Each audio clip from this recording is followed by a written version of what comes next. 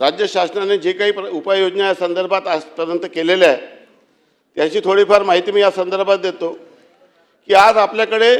या सर्व परिस्थितीचा सामना करण्यासाठी जे काही रिअल टाईम डाटा आहे आणि पूर्वसूचना प्राप्त होतात त्याचं विश्लेषण करून योग्य पूर्वसूचना या ठिकाणी तयार करण्यात येते आणि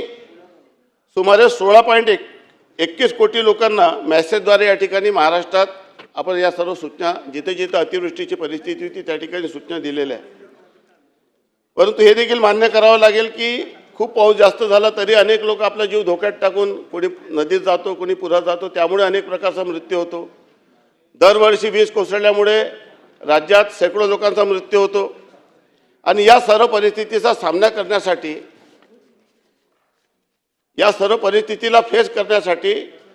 निश्चितच डिस्ट्रिक्ट डिझास्टर मॅनेजमेंट अथॉरिटी राज्य लेवलवर देखील आहे, नॅशनल लेवलवर देखील आहे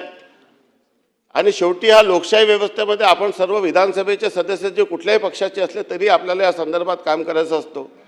त्यामुळे आपल्या प्रत्येकाच्या क्षेत्रामध्ये अशा पद्धतीची जी परिस्थिती निर्माण होणार आहे त्यासाठी काय मिटिगेशन करायला पाहिजे याचा एक प्लॅन देखील पूर्णपणे करणं आवश्यक आहे।